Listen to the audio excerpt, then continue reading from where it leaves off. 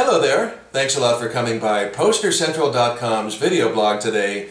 I'm Pete Howard, and boy am I ever holding the sensational, the incomparable, the dynamic Bobby Blue Bland. And so that's my opinion, right? Well, maybe, but nope, I'm just reading off the concert. Reading right off the poster, right above his name there, that pink box, those superlatives are used. And you know, heck, these things were advertising and marketing tools, and so you know, if you've got it, you might as well flaunt it and sell your artist and move those tickets. So there you have it, three big old superlatives on this poster. So 1964 was the year for this, and that happens to find us in the middle of a lovely decade for Bobby. The 1960s, he had 17 top 10 R&B charting records, and so 1964 is right in the middle. Gotta love the colors on this one too. Look, you've got hot pink and light blue, and then you throw in the black and white elements, and it's sort of a four-color poster. It comes off really nice with that almost robin's egg blue and the hot pink. And this was a tour blank used throughout the year, which I will illustrate for you in just a moment. But first, let's take a look at some of these superlatives, if you will, on the poster. It does say the Bobby Bland Review in that big banner across the top. And then I already covered the words above the pink box with Bobby's name. So below it, they really step forth with a nice murderer's row of 4 big hits for Bobby, which also sold tickets, I imagine, just as much as those superlatives. And those would be, get a little closer for you, I Pity the Fool, which was #1 R&B in 1961. I'll Take Care of You, #2 R&B in 1959.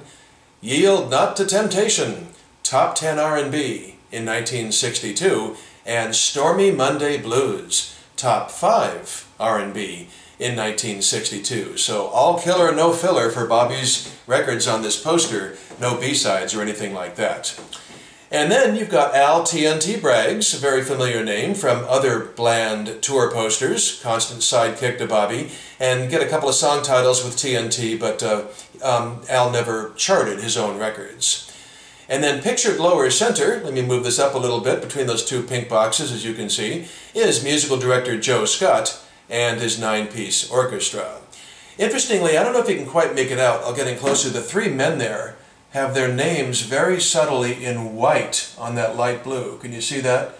Their names are on there to identify so you don't have to scratch your head and wonder which is which. But interestingly, there's no name needed by the female. And that's because, of course, she's got a lady's name and she's the only gal on there. So Eloise Hester gets the photo and the name check but doesn't need the caption. And then finally, you do have, way down there in the lower right corner, Wayne Bennett gets no love at all except a name check. So, you know, it's very much a pecking order type thing, obviously. So, as I mentioned, this was a tour blank used throughout the year. It's always fun when I have extra posters to show you using the exact same poster. And here we've got, already mentioned, of course, Friday night, January 31st of 1964.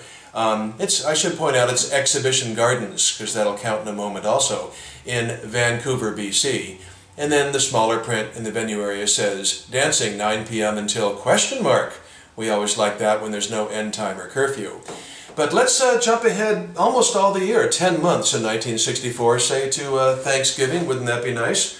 Well, it's always nice when I can hold up both, I suppose. Ding, ding, ding to ding, ding, ding.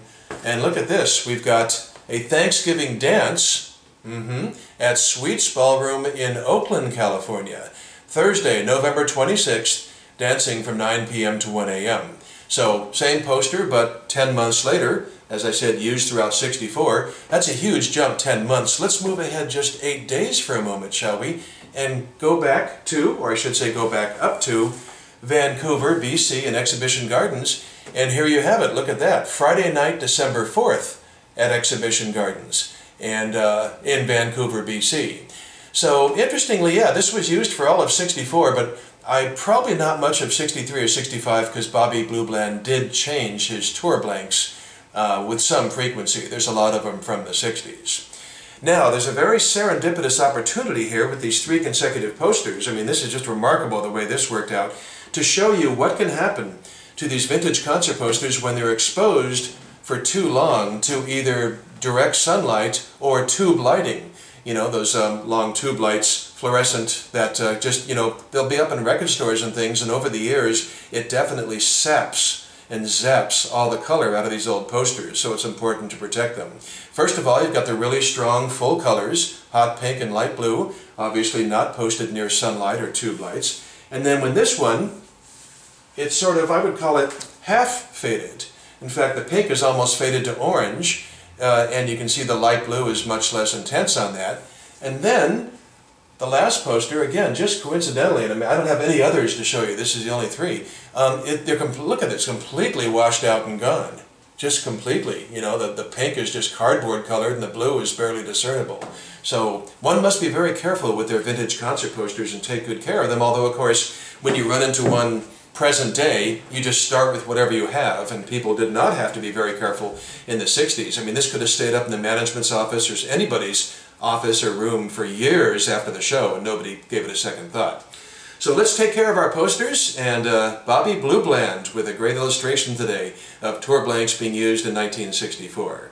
Thanks a lot for dropping by. Have a good day, and we'll see you next time for something soon. Okay, bye-bye.